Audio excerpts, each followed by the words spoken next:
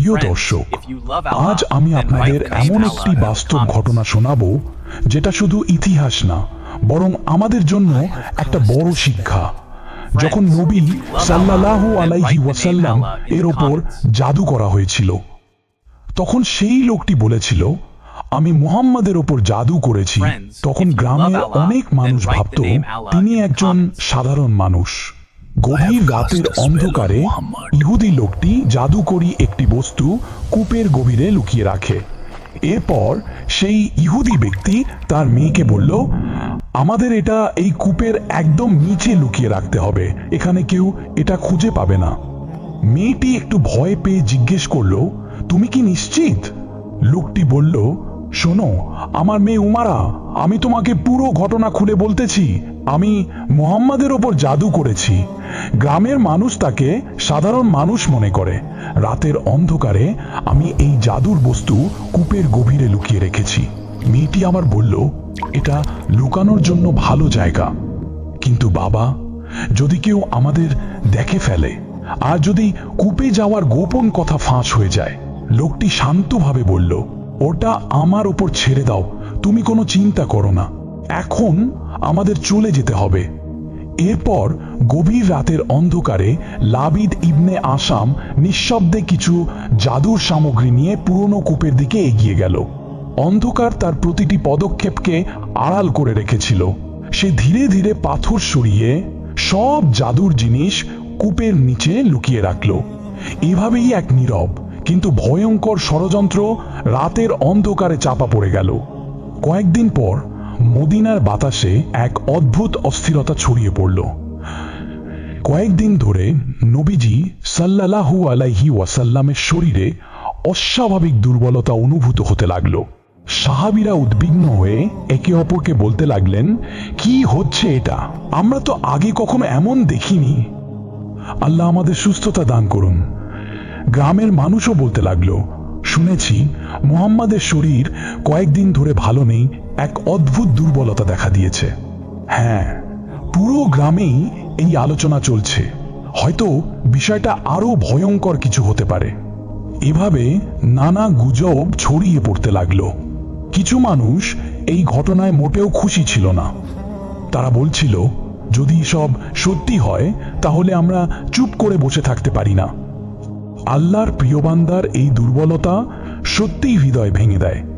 এরপর যখন নবীজি সাল্লাল্লাহু আলাইহি ওয়াসাল্লামের শরীরে এর প্রভাব স্পষ্ট হয়ে উঠল, তখন কয়েকদিন পর হযরত জিবরাইল আলাইহিস সালাম আগমন করলেন। তিনি বললেন, হে আল্লাহর রাসূল, এক ইহুদি আপনার ওপর জাদু করেছে, আর সেই জাদুর সব বস্তু একটি কূপে পাথরের নিচে লুকিয়ে রাখা হয়েছে। তখন নবীজি সাল্লাল্লাহু আলাইহি ওয়াসাল্লাম হযরত আলী রাদিয়াল্লাহু আনহুকে পাঠালেন। তিনি কূপের পানি তুলে পাথর সরালেন। সেখানে একটি খেজুরের থলে পাওয়া গেল। এর ভিতরে ছিল নবীজি সাল্লাল্লাহু আলাইহি ওয়াসাল্লাম এর ব্যবহৃত একটি চিরুনির ভাঙা দাঁত, কিছু সুতা যাতে 11টি গিঁট বাঁধা ছিল, এবং একটি পুতুল যাতে 11টি সূঁচ ঢোকানো ছিল। সবকিছু নবীজি সাল্লাল্লাহু আলাইহি ওয়াসাল্লামের সামনে আনা হলো। এরপর আল্লাহ তাআলা নাজিল করলেন দুইটি সূরা, সূরা আল ফালাক এবং সূরা আন-নাস। এই দুই সূরায় মোট 11টি আয়াত রয়েছে। প্রতিটি আয়াত পড়ার সাথে সাথে একটি করে গিঁট খুলে যেতে লাগলো। একটি, দুটি, তিনটি, এভাবে একে একে সব গিঁট খুলে গেল এবং নবীজি সাল্লাল্লাহু আলাইহি ওয়াসাল্লাম সম্পূর্ণ সুস্থ হয়ে উঠলেন। এখন এখানে একটি গুরুত্বপূর্ণ বিষয় ভালো করে বুঝে রাখুন। এই জাদু কখনোই নবী সাল্লাল্লাহু আলাইহি ওয়াসাল্লামের ওহী, জ্ঞান বা সিদ্ধান্তে কোনো প্রভাব ফেলতে পারেনি। শুধুমাত্র সামান্য শারীরিক দুর্বলতা এসেছিল, আর সেটাও ছিল আল্লাহর হিকমত, যাতে আমাদের শেখানো হয় জাদু বাস্তব, কিন্তু এর চিকিৎসা কোরআনের মধ্যেই আছে। হযরত আয়েশা রাদিয়াল্লাহু আনহা থেকে বর্ণিত, যখন নবীজি সাল্লাল্লাহু আলাইহি ওয়াসাল্লাম অসুস্থ হতেন, তিনি সূরা আল ফালাক এবং সূরা আন-নাস পড়ে নিজের ওপর ফুঁ দিতেন। রাতে নিজের দুই হাতে ফুঁ দিয়ে মাথা থেকে পা পর্যন্ত শরীরে বুলিয়ে নিতেন, যতদূর হাত পৌঁছায়, এভাবে 3 বার। আর এই আমল আজও আমাদের জন্য সুরক্ষার একটি শক্তিশালী উপায়। আজ আমরা হয়তো জাদুকে হালকা করে দেখি, কিন্তু এই ঘটনা আমাদের মনে করিয়ে দেয় অদৃশ্য জগৎ সত্য। কিন্তু ভয় পাওয়ার কিছু নেই, কারণ একজন মুমিনের জন্য সবচেয়ে বড় শক্তি হলো কোরআন। অনেকেই প্রশ্ন করে, জাদু আসলে কিভাবে কাজ করে? এটা কি শুধু গল্প নাকি বাস্তব? ইসলাম আমাদের বলে জাদু কোনো গল্প কাহিনী না, এটা শয়তানের সাহায্যে করা এক ধরনের প্রতারণা। মানুষ যখন আল্লাহকে ছেড়ে অন্ধকার শক্তির দিকে ঝুঁকে পড়ে, তখনই সে এই পথে যায়। শুধু জাদু না, আরেকটি অদৃশ্য বিপদ আছে যাকে আমরা বলি বদনজর। নবী সাল্লাল্লাহু আলাইহি ওয়াসাল্লাম বলেছেন, বদনজর সত্য।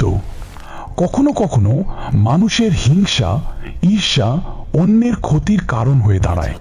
তাহলে আমরা কিভাবে নিজেদের রক্ষা করব? নবী সাল্লাল্লাহু আলাইহি ওয়াসাল্লাম আমাদের শিখিয়েছেন প্রতিদিন সকাল সন্ধ্যায় সূরা আল ইখলাস, সূরা আল ফালাক, সূরা আন নাস 3 বার করে পড়তে।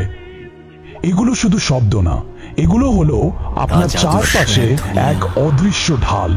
আজ আমরা আধুনিক যুগে বাস করছি, কিন্তু অদৃশ্য জগৎ আজও বাস্তব। জাদু আছে, বদ নজর আছে, কিন্তু তার থেকেও বড় আল্লাহর হেফাজত।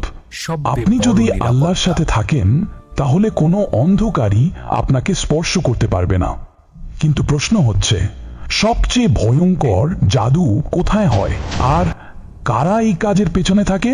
এই রহস্য জানার জন্য পরের ভিডিওটা মিস করবেন না।